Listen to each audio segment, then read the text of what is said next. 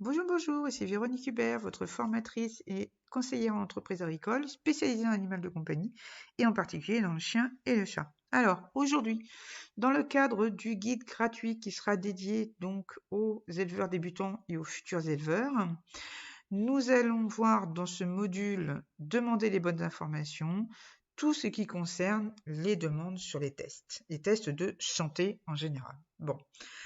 Alors, moi qui élève depuis 30 ans, et ce n'est que moi, d'accord, j'ai vu une évolution, de toute façon comme tous les éleveurs de ma génération, hein, voilà, tous ceux qui ont commencé à peu près en même temps que moi, et avant, et un poil après, hein, on va dire tous ceux qui ont élevé, on va dire depuis 20-25 ans, quoi, on va dire ça comme ça, eh bien, on élevait sans les tests.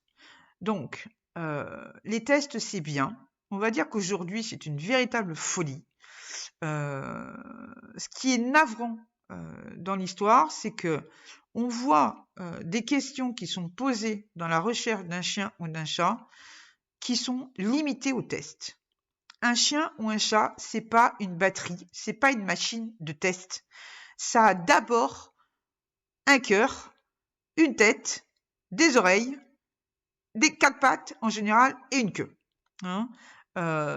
Donc, c'est d'abord un être vivant, c'est d'abord un aspect physique, on va dire ça comme ça, qui a son caractère aussi, qui est d'une race définie en fonction de certaines caractéristiques, et s'il est en bonne santé, eh bien c'est encore mieux.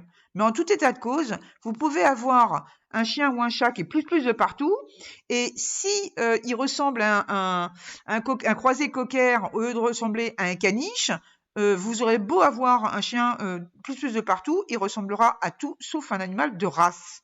Donc, n'oubliez pas que en tant que futur éleveur d'un animal de race, vous êtes d'abord là pour préserver les caractéristiques physiques, caractérielles et de santé de la race que vous avez choisie. Donc ça veut dire que la santé n'est pas le but premier de l'élevage. Avant cela, c'est d'abord la conservation de la race sur le plan physique et mental. Il est évident que dans mes propos que je viens de dire, il n'est hors de question pour moi de faire reproduire des animaux malades, quelle que soit l'anomalie ou la tare qui les atteint, enfin qui atteint la race en question. Hein. Il est évident que pour moi, élever sur du cheptel qui n'est pas testé aujourd'hui, sachant que on va dire qu'il y a quand même beaucoup de choses qui ressortent hein, avec les tests, il serait idiot de ne pas en tenir compte dans notre sélection, alors que, je le rappelle, quand on élève du chat au louf ou du chien au lof, ce n'est pas juste produire du louf ou du lof.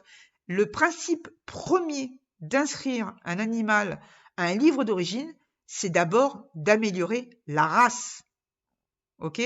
Donc, ça veut dire que si vous avez décidé de faire l'élevage de chiens ou du chat de race, c'est pour en conserver les caractéristiques physiques et mentales, mais aussi l'équilibre sanitaire qui fera que, justement, en étant en bonne santé, il sera bien équilibré et pour ce qui concerne le chien, il sera probablement apte à faire son travail.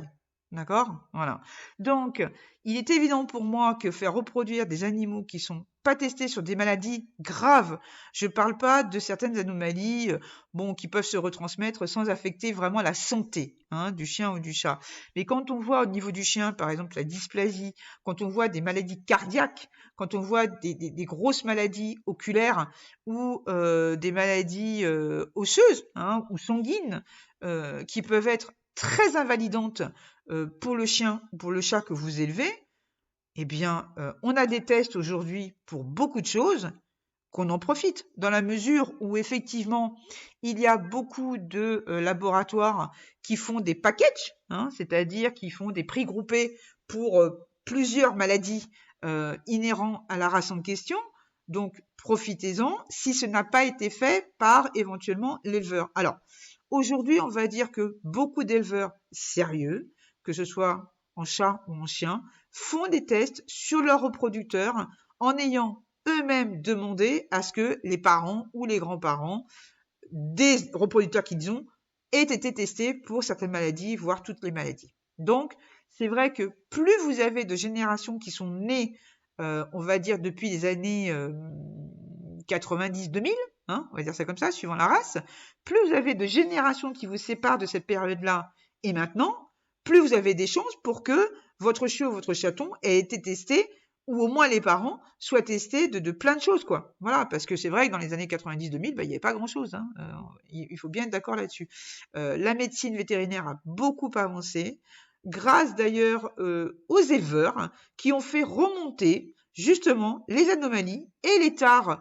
À l'époque, on savait pas trop si c'était génétique ou pas, donc les tares qui apparaissaient dans les portées, les éleveurs qui ont eu l'audace et surtout le courage de révéler donc les anomalies ou les tares qui pouvaient apparaître, de ne pas faire l'autruche et de ne pas cacher en espérant que personne ne verrait, qui ont fait justement ce pas de vouloir révéler les choses qui existaient pour pouvoir justement mieux les éliminer. C'est quand même ça aussi le but de l'amélioration d'une race, c'est aussi éliminer les tares génétiques et surtout des maladies invalidantes. Donc, effectivement, pensez à demander les tests de santé inhérents à la race que vous voulez élever par rapport aux chiots ou aux chatons que vous allez acheter, ou aux jeunes que vous allez acheter, peu importe, des jeunes, des adultes, des chiots, des chatons, peu importe.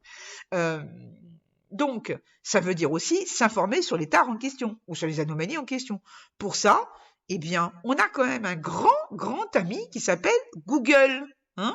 Donc, n'hésitez pas à taper un truc du style maladie héréditaire de telle race. Vous allez trouver énormément de choses. Vous avez aussi Facebook qui regorge de groupes, soit dédiés à la race en question, soit des groupes, ce qu'on appelle des groupes d'élevage. Donc, ça veut dire des groupes de regroupement d'éleveurs, oui, de réunions d'éleveurs. C'est-à-dire qu'il y a plein d'éleveurs de beaucoup de races. Alors souvent, il va y avoir des groupes d'élevage de chats et puis des groupes d'élevage de chiens qui sont un petit peu différenciés, mais il peut y avoir des groupes généralistes. Voilà. Donc, prenez des renseignements sur la race en question, sur les maladies en question de cette race-là, dans les groupes, auprès des clubs aussi. Les clubs en général, et même c'est leur premier rôle, c'est d'informer sur la race que vous voulez élever ou même que vous voulez juste posséder. Quand vous voulez avoir un animal de race, même pour compagnie, eh bien, vous orientez vers le club de race et quand même le premier pas vers une information générale à peu près complète. Après, vous pouvez avoir des détails donnés par les éleveurs en question, enfin par d'autres éleveurs, sur les groupes d'élevage, encore une fois, sur Google directement, en France comme à l'étranger. Donc, n'hésitez pas à demander des informations si l'éleveur ne peut pas vous les donner. Alors, il y a des éleveurs qui ne font toujours pas les tests.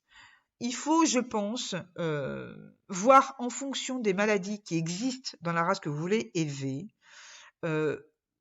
voir si y a des maladies très invalidantes sur lesquelles vous ne pouvez pas passer. C'est-à-dire, vous ne pouvez pas faire l'impasse. Dans ce cas-là, eh bien, si un éleveur vous dit, non, je ne vais pas tester de cette maladie-là, machin, etc., eh bien, n'achetez pas là. N'achetez pas expressément parce que l'animal est disponible. Vous risquez de vous en mordre les doigts à l'avenir.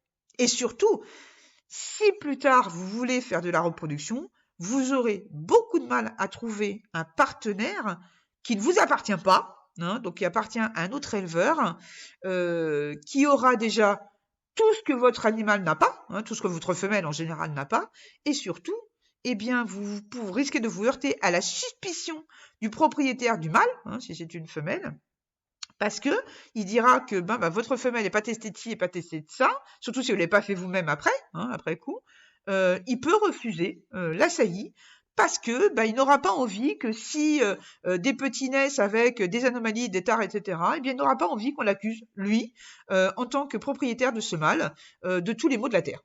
Parce que ça, c'est très facile. Quand les chiots, les chatons sont beaux, on dit « Oh là là, la mère, elle est belle, c'est normal ». Quand il y a un problème avec les chiots, les chatons, ah oui, mais c'est à cause du père. Non.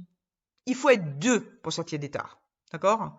Donc, s'il y a des tares ou des anomalies qui apparaissent, il faut être deux. Donc, les deux, le père et la mère, sont responsables. Donc, en tant qu'éleveur, vous êtes responsable de la production futur de vos animaux, hein, de vos reproducteurs, et donc vous êtes responsable aussi de leur santé future. Donc faites en sorte que le moins de choses possibles arrivent dans votre production. D'accord? Voilà. Eh bien, j'espère que ces petites informations vous auront été utiles et je vous souhaite une très très bonne soirée. À bientôt.